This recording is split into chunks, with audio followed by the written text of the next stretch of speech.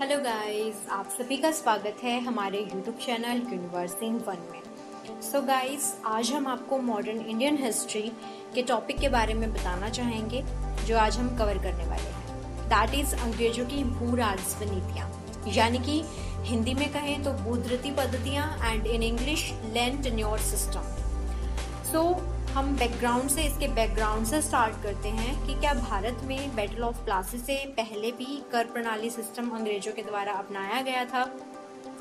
ठीक है, हम आपको उसके बारे में बताना चाहेंगे। सो आप हमारी वीडियो को लास्ट तक ज़रूर देखिएगा, बिकॉज हम इसमें जो भी टेन्योर सिस्टम है जिसके बारे में भी बताएंगे, उसके साथ साथ जिस भी गवर्नर जनरल या वायसराय के द्वारा जो भी ये टेन्योर सिस्टम की शुरुआत की गई थी उनके बारे में भी हम आपको डिटेल से बताएंगे। सो रॉबर्ट क्लाइव के बारे में बात करते हैं। रॉबर्ट क्लाइव के बारे में आप सभी ने सुना होगा। ये गवर्नर ऑफ बंगाल थे। इनका जो इनका टाइम पीरियड था 1757 टू 1760 तक था एंड 1765 टू 1767 तक था। रॉबर्ट क्लाइव इतने इम्पोर्टेंट क्यों हो जाते हैं? क्योंकि इन्हें founder of British empire in India, यानी कि भारत में ब्रिटिश साम्राज्य का संस्थापक रॉबर्ट क्लाइव को माना जाता है। ऐसा माना जाता है कि रॉबर्ट क्लाइव के टाइम पे ही बहुत सारे युद्ध हुए जिसमें ये भी जीते। कुछ ट्रीटीज हुई थी इन्हीं के टाइम पर जो हम आपको बताएंगे अभी। बैटल ऑफ प्लासी तो बहुत ही इम्पोर्टेंट है। Battle of Plassey Robert Clive और सिराजुद्दौला के बीच में हुआ था। रॉबर्ट क्लाइव ने सिराजुद्दौला को हराया था 1757 में। ओके, नेक्स्ट है 1759 में बैटल ऑफ बेदरा। Battle of Plassey, battle of Buxar आपने बहुत सुन लिया। बैटल ऑफ बेदरा जो है 1759 में डचीज और ब्रिटिश ऑफिसर रॉबर्ट क्लाइव के बीच में जो है युद्ध हुआ था, जिसमें रॉबर्ट क्लाइव की जीत हुई थी। ठीक है, after this treaty of Allahabad भी 1765 में ये भी रॉबर्ट क्लाइव के बीच में हुई थी और मुगल बादशाह शाह आलम द्वितीय और सुजाउद्दौला के बीच में हुई थी। सुजाउद्दौला उस टाइम पर अवध के नवाब थे। ओके, रॉबर्ट क्लाइव इसलिए भी बहुत इंपॉर्टेंट है क्योंकि रॉबर्ट क्लाइव भारत में जब इसने इतनी ट्रीटीज की थी, इसने युद्ध किए थे और मतलब इसको ब्रिटिश एम्पायर का फाउंडर माना गया था। इसके साथ साथ ही ये इतना ज़्यादा करप्ट ऑफिसर बन गया, करप्ट ब्रिटिश ऑफिसर बन गया कि इसी के खिलाफ इसी के कंपनी ऑफिसर्स ने, यानी कि ब्रिटिश कंपनी के कुछ ऑफिसर्स ने इसी ब्रिटिश गवर्नर रॉबर्ट क्लाइव के खिलाफ जो है श्वेत क्रांति छेड़ दी, यानी कि व्हाइट रेबेलियन क्रांति 1766 में कुछ ब्रिटिश ऑफिसर्स के द्वारा ब्रिटिश गवर्नर रॉबर्ट क्लाइव के खिलाफ श्वेत क्रांति की शुरुआत की गई थी 1766 में। ओके, सो उसके बाद 1767 में मतलब जब इस पे इतना ज़्यादा प्रेशर पड़ गया तो इसने जो है सुसाइड कर लिया। प्रेशर किस चीज़ से? क्योंकि ये इतना ज़्यादा करप्ट ऑफिसर था कि ये भारत से धन लूट कर अपने वहाँ पर जमा करता गया और आगे आने वाले टाइम में इसी के खिलाफ इसी के ही कंपनी ऑफिसर्स ने जो है श्वेत क्रांति छेड़ दी। सो इसलिए इसको जो है इसके चलते इसने सुसाइड कर ली। तो इम्पोर्टेंट पॉइंट है ये कि एकमात्र गवर्नर ऐसा है रॉबर्ट क्लाइव जिसने सुसाइड किया था 1767 में। Okay, the next point is ये कि इसने डायरकी सिस्टम अप्लाई किया था। इसने द्वैध शासन प्रणाली जो है 1765 में शुरू की थी।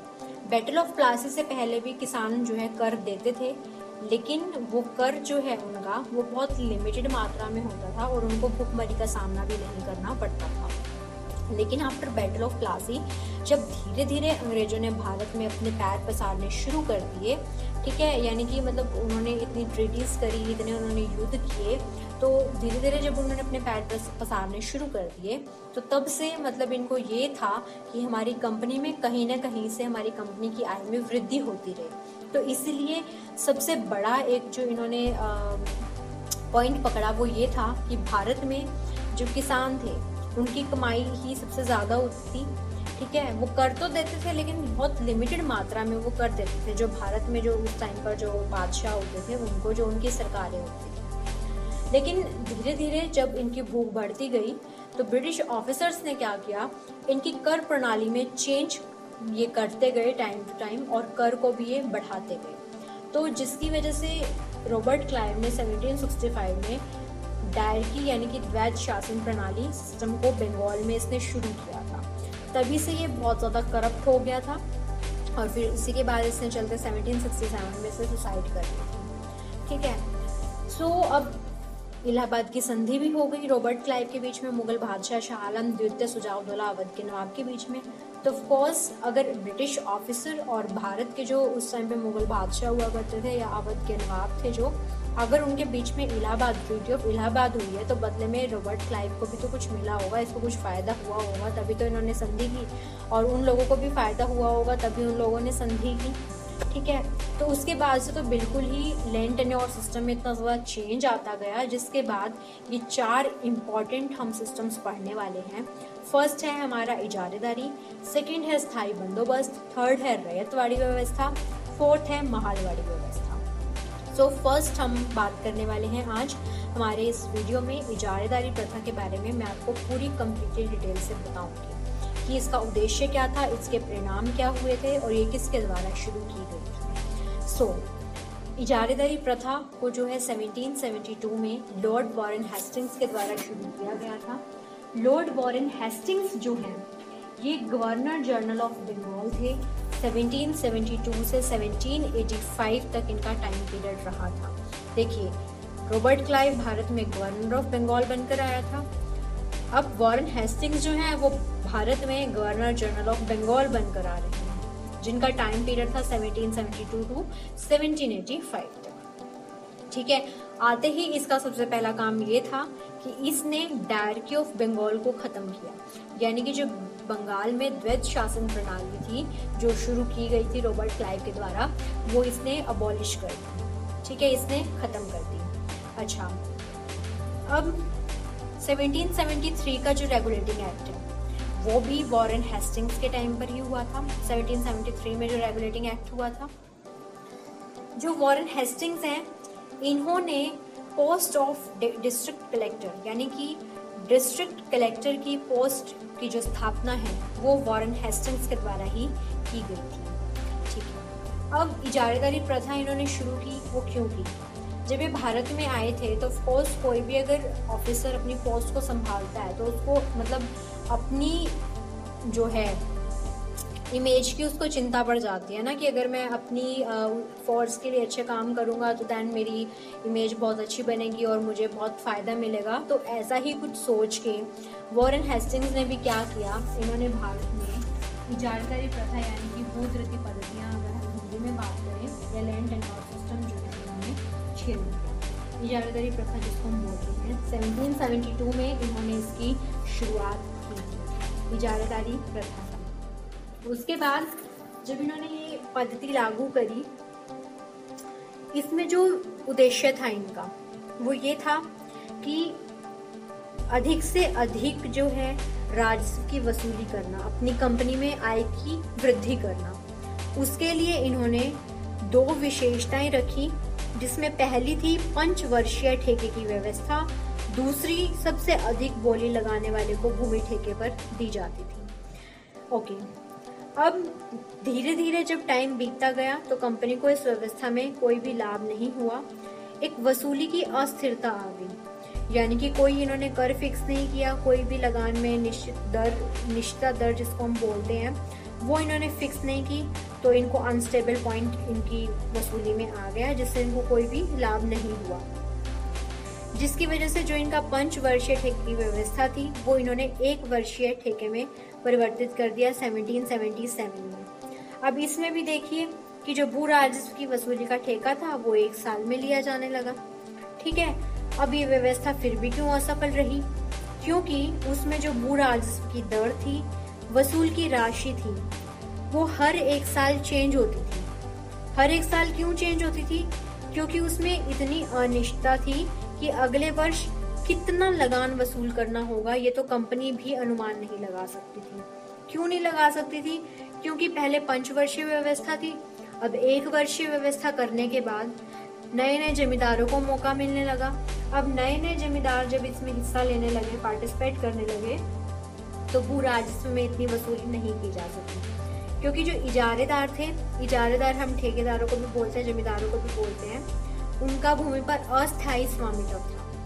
ठीक है। अस्थायी समावित्व का मतलब ये है कि अगर कोई भी किसान टाइम से कर नहीं दे पाता है, अगर कोई भी किसान लेट अपनी लगान वसूली कर रहा है, तो इसकी वजह से अंग्रेजों की जो कंपनी में वृद्धि थी वो बढ़ नहीं पाई। उनके जो कर की निश्चितता थी, वो निश्चितता यानी कि स्टेबल से वो अनस्टेबल हो गई, यानी कि कंपनी भी तय नहीं कर पाती थी कि हमें कितने का फायदा होने वाला है और कितना हमारे पास आने वाला है। उसकी वजह से अस्थायी बंदोबस्त था ये जमींदारों का, ठीक है, जिसकी वजह से उनको फायदा नहीं हुआ कि अगर कोई किसान देरी से अपना कर चुका रहा है, ठीक है, टाइम टू टाइम दे रहा है तो भी ठीक है, तो इसी के चलते उनको इसका फायदा नहीं हुआ, ठीक है।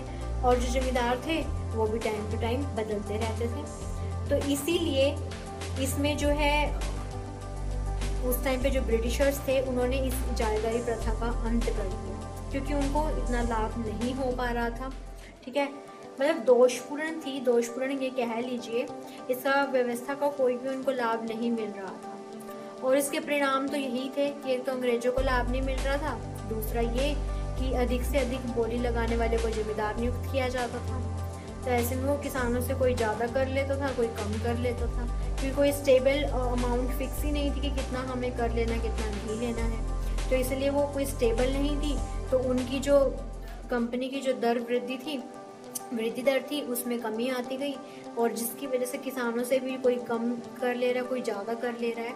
ज़्यादा कर लेने की वजह से किसानों के पास भी खाने को पैसा नहीं होता था। मतलब एक टाइम पे अगर वो कर दे रहे हैं, जो फसल उन्होंने बोई है उसी का वो कर दे रहे हैं जमींदारों को ज़्यादा कीमत पर, और आगे आने वाले टाइम में अगर उनको ज़रूरत पड़ती है खाने की, है ना, अनाज की उनको ज़रूरत पड़ती है, तो उनको वही अनाज जो उनके द्वारा बोया गया है उनको वो दोगुनी कीमत पर मिलता था।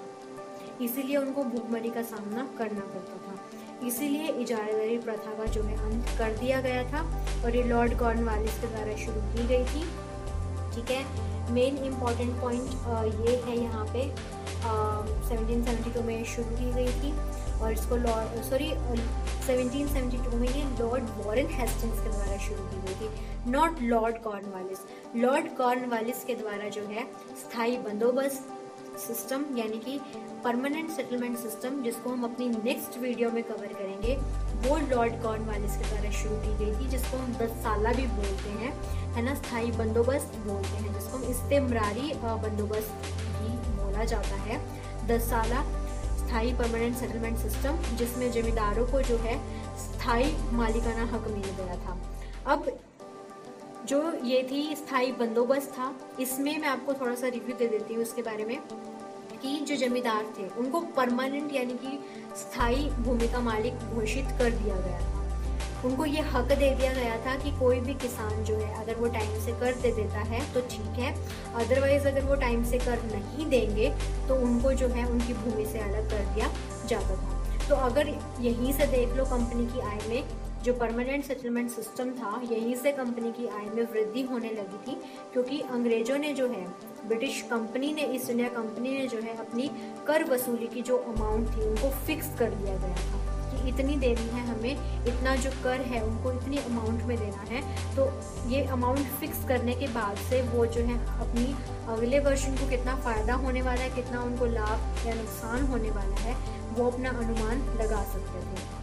तो इजारादारी प्रथा में अस्थायी जमींदार थे, ठीक है, तो जिसकी वजह से उनका जो कर वसूली जो थी वो उनकी ऊपर नीचे उतार चढ़ाव आते रहते थे, जिसके कारण अंग्रेजों को कोई भी फायदा नहीं हुआ।